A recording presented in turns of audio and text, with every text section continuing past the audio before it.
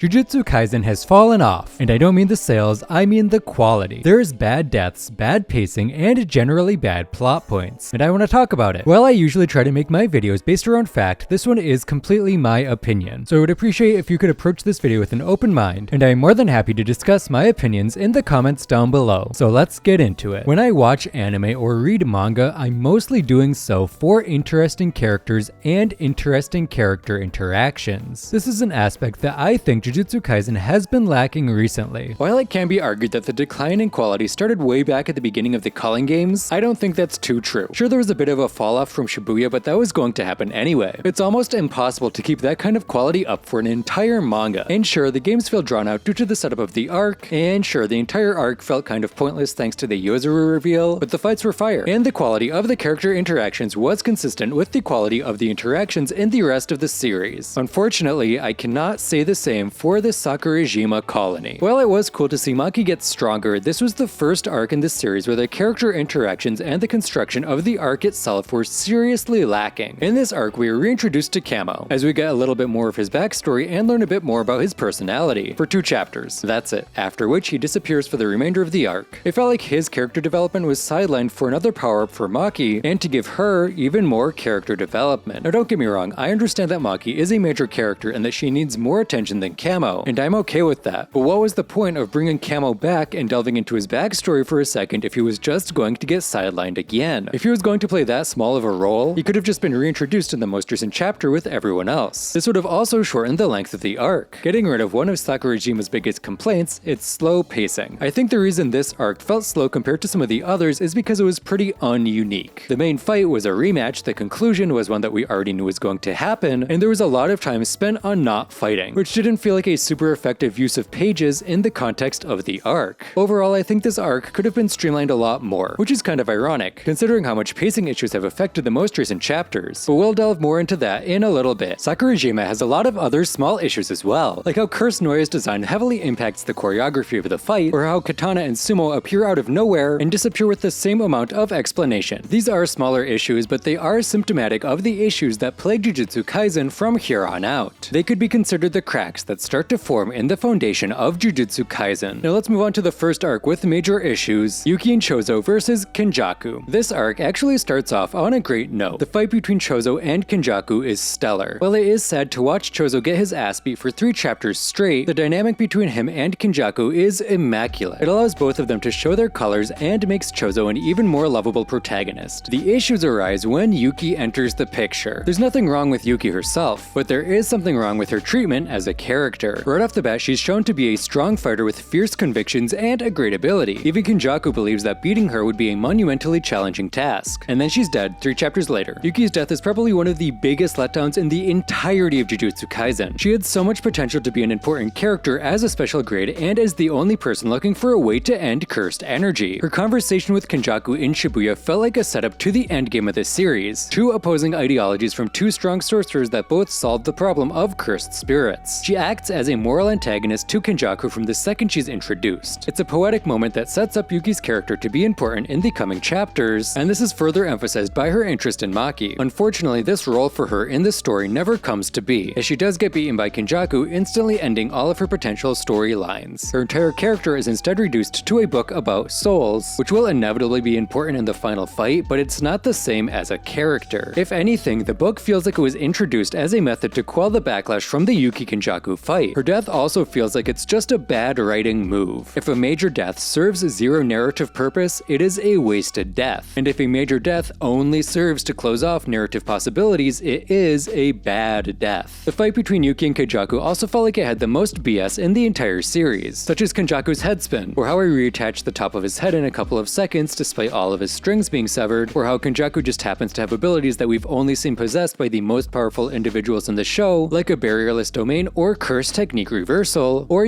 surviving a black hole, with 0 repercussions nonetheless. This fight is the true start to the decline of Jujutsu Kaisen's quality, and I don't think it's recovered up to this point. After this, we get the military attack, which is pretty much a slideshow of events. This feels like it could have been at least 2 or 3 chapters, if not its whole own arc with international sorcerers and whatnot. I think Higege wanted to experiment with this idea, but in the end got cold feet, or decided he didn't want to prolong the series anymore. It's not a huge deal in this specific case because it's such a minor plot point, but the next time we get a slideshow, it is a major issue. We then get into the Meguna moment where Sukuna takes over Megumi's body. But before I tell you why I'm not a huge fan of this moment either, please consider subscribing. I know you probably don't want to subscribe to a guy that's trashing your favorite anime, but think about it this way. It takes a really good YouTuber to express their opinion this well without coming off as a jerk. If that's how you think I'm doing with this criticism, maybe consider subscribing. It would really mean a lot to me, and I think you'll like the rest of my content. A lot of people liked when Sukuna took over Megumi's body, but it just rubbed me the wrong way. The Enchained Command is one of the most foreshadowed and most anticipated events in the entire series, but the way it was used just felt sloppy and a bit rushed. I know saying the 200 chapter long wait for Enchained feels rushed is insane, but when I say rushed, I mostly mean that the setup felt rushed. It literally happened out of nowhere, and that just didn't feel right to me. Think about it compared to the sealing of Gojo. Both are huge moments in the show that affect literally everything around them. Gojo's sealing had multiple moments foreshadowing it, and foreshadowing why it would happen. There was a whole plan of action to seal him, and so much effort went into creating the circumstances for that sealing. And I'm not just talking about the effort of the disaster curses, I'm talking about the effort of the writers as well. I mean, they wrote an entire flashback arc focused on Gojo and Geto just to make this moment more impactful. It's one of the most well-executed moments in Jujutsu Kaisen, and that's because it got the attention to detail it deserved. Now let's compare this to the moment Sukuna took over Megumi's body. It happened out of nowhere with no setup and no foreshadowing that Sukuna might want to return. The closest we got was the occasional reminder that Sukuna was interested in Megumi. It honestly kind of felt like Gege knew Gojo was about to be unsealed, and realized that he needed Sukuna in the story to be able to balance him. Sure, it was hype in the moment, but individual hype moments alone do not make a great story. It takes hype moments and a very solid foundation for a story to be really good. And this next arc is when Jujutsu Kaisen's cracked foundation starts to crumble. It is the Sukuna versus Yozuru fight. I don't think it's controversial to say that these 6 chapters were some of the worst in the series. Yozuru as a character is just awful in every way. Not only is she really annoying, she's also creepy and has an incest fetish. It also makes no sense that she's so abundantly in love with Sukuna despite only meeting him one time. She alone makes this fight a slog to get through despite its shorter length. This arc also basically destroys Sumiki's character. The entire motivation for the past 60-ish chapters has been saving Sumiki from the culling games, and the whole time she was just some horny creep. We never get to hear from her, and we never get a single interaction between her and Megumi. It pretty much feels like the entire culling games was pointless, and I really wish this entire segment had been done a different way. I will admit it was cool to see the full potential of the construction technique, but that's really the only positive of these chapters, which is really saying something. This of course brings us to Gojo's unsealing and the most recent chapter, which is highly controversial. The main reason this chapter is controversial is because of the time skip. The time skip to December 24th was set up literally one chapter prior, and it feels kind of dumb to just skip to it like that. Like, what was even the point of setting up the time skip or saying that Gojo had things to do if you're just gonna skip directly to the time skip date? This alone is controversial, but it's not the main reason this chapter is getting hate. As I said earlier in the video, when I consume anime manga, I am looking for well-written characters and interesting character interactions. This month-long time skip was most likely the last opportunity for meaningful character development and character interactions. While I'm sure we'll get some flashbacks during the final fight, it will most likely only serve as a plot point for the final battle and not for the purposes of character development. This is very disheartening. There are still so many questions that I have about so many characters, and with every passing week it feels more and more likely that these questions will never be answered. There's also the issue of the returning characters. So many people just came back out of nowhere, and we have no idea what they've been up to since Shibuya. For example, Utahime is a teacher at Kyoto, and we know way more about what the Kyoto students have been up to in this time than we do about her, and that's saying something, considering we don't know much about the Kyoto students either. Kusakabe also just appears out of nowhere after playing a minor role in Shibuya with no means of an explanation. There's also the issue of Gakuganji and Higuruma. Gakuganji straight up murdered Yaga, and now he's acting like he's friends with everyone. In fact, he even wanted to kill Yuji back in the day, and now it's like he just gets the glory of the final battle with no repercussions for his actions. It feels like a huge oversight to have him in the group, and it honestly makes no narrative sense at all. Higuruma, on the other hand, clearly stated that he was done with Jujutsu after his battle with Yuji. For a man like Higuruma to go back on his word like this throws an entire central pillar of his character into question. 222 did have a few good moments, but the overall pacing and overall contents of the chapter were not